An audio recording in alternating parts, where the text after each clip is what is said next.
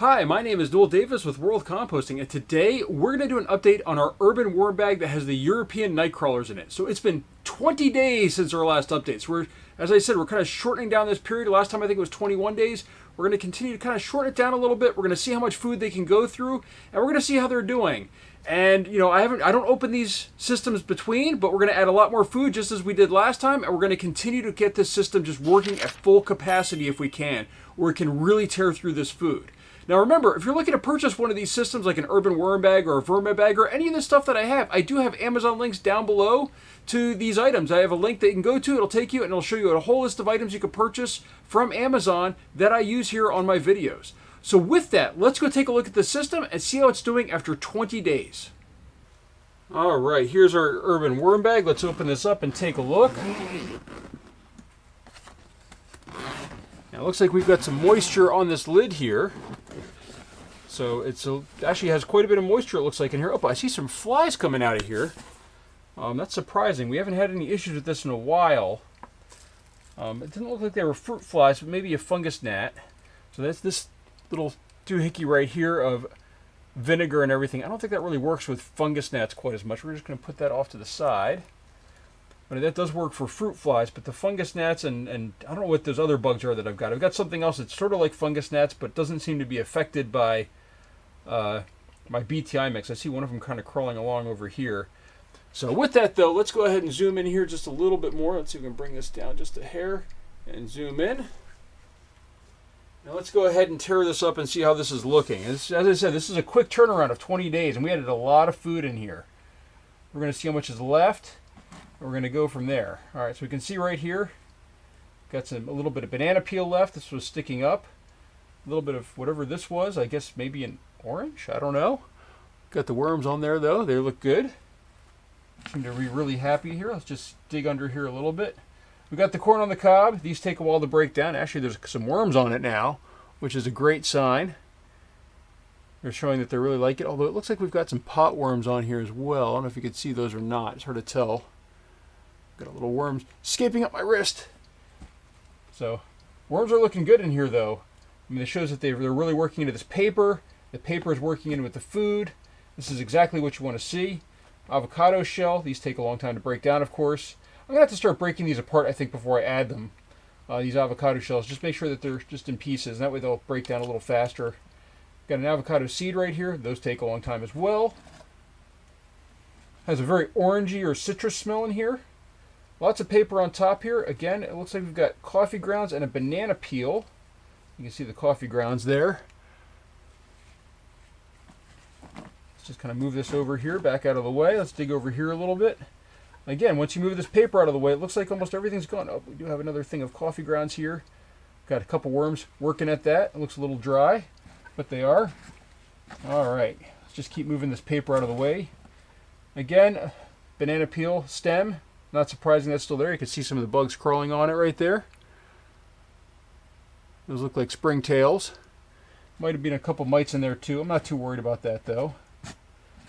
I only really worry about the flying insects in here. Everything else is helping to break down this stuff. You can see the paper here is kind of matted in the bottom a little bit. But the worms are working at that as well. Doing a good job. We got an apple here. It's kind of squishy. That's different. It looks like they haven't made it through. There we go. I just broke open the skin on that and it's leaking all over my hands. We'll let the worms continue working on that. We'll just kind of rip that open a little bit. I bet that's going to smell, but we'll bury that in there. Bury this down in here, right by some of these worms. Look at all these worms in here. Oh my gosh, they're everywhere in there. We're going to put that apple underneath those worms. Let them go to town on that. Let's just dig up a little bit more over here. We got another thing of coffee grounds that was closed up and needs a little bit of help. We'll go ahead and open that up. I'm seeing more of these fruit flies or fungus gnats or whatever they are that are flying out of here. I mean, I always add water with BTI mix, and I found that works typically. So as I said, I don't know if these are really fungus gnats that I have in my system or if there's some other type of fly. But no, look at this. I mean, tons of worms in here. They look healthy. It's just right here, another corn on the cob. We've got also some of the external peel of it. Can't quite break it in half when I try here. So not quite soft enough yet. So they're still working on that, but you can see down in here we've got this nice looking paper they're digging through. All different levels of the system. They're working through all of it. They're turning all this into castings. I mean, this just looks really, really good. Let's just dig in here in this corner a little bit and flip this over. So you can see they push the castings up against the side of the system, but they're still working at it. They're still working at all this paper. But they're slowing down a little bit, I think, because of the stuff that's really hard. I mean, these corn cobs take a long time to break down. This one was able to break in half without a problem.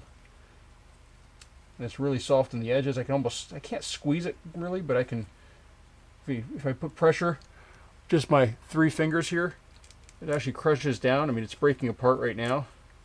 So it's very hollow inside. They've taken a lot of the moisture out of it. You can see right there. There's the inside of the corn on the cob. But they've really worked at it, so that one's a little better than the other ones were. But look at this. You can just see them. There's tons of worms in here. They look very healthy. Might be, even though there was a lot of moisture on the surface, I think that's just because of the fact we're in the summer here. I think we might need to kind of make sure it's moist in here, because this does look like it's starting to dry out just a little bit, really, compared to where maybe it should be. But with that, we're going to go ahead and we're going to continue to add food, and we're going to continue to add our bedding material on top. So with that, first thing we're going to do is we're going to add some more crushed crab and eggshell. And I do link every time a video up top on how to make this stuff. I have, you know, obviously I made it with crabs, and then I made it with eggs. I make it more with eggs because I don't have crabs quite as often. But I am wearing a mask for this because I'm spreading this very heavy in here. And it does kind of kick up some dust, and you don't want to breathe this stuff in. So there's our crushed crab and eggshell. And now we get the food. Now, for this one, they're getting a special treat. This is food that I know that they love a lot. Watermelon. Now, this is not quite the full container, but we've got a lot of stuff in here still. But look at that. Watermelon. That's one of their favorite foods. It's getting to summertime here, so I'm starting to get watermelon in the house frequently.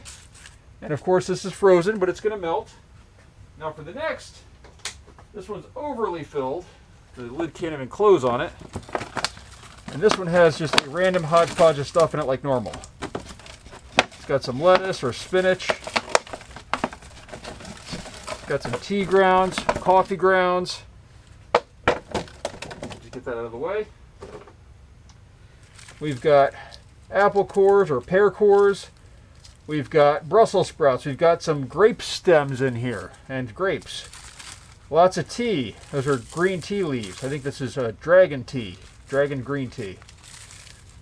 Not one of my favorites, but trying to finish it off. Another apple or pear core. Banana peels, of course. Always have banana peels. Go through lots of bananas. We've got a tea bag right here. We've got mango seed and some peels. Coffee grounds. Coffee grounds. More coffee grounds. Those heat up quite a bit too. So we're going to spread those out a little bit. More coffee grounds with the apple. You can see though, we've got a lot of stuff in here. This one was a big one. I'd really fill this one up. I didn't realize how full this was. Couldn't shut. Those are, I think these are oolong tea leaves right there, and then some coffee grounds with it.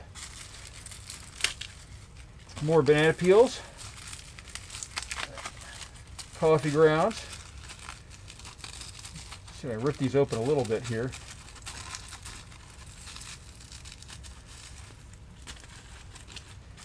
Let's see here. We got, okay, this is our spring leaf mix. I think this went bad. We're usually pretty good about eating all this stuff, but lately it's, I think I've mentioned this before, it seems like some of this stuff goes bad very, very quickly when we get it. Within days instead of a week.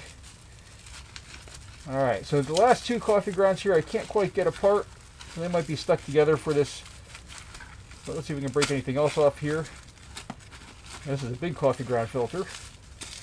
There you go. At least we could rip the filter off with those right there. Let's just see here. I think that might be it for now. But this is a huge amount of food. That's why I only put in, really one of them was filled only halfway and the other one had more stuff in it. Let's put some of those banana peels over there. Let's move this off to the side. Make sure we get this nice and spread out evenly.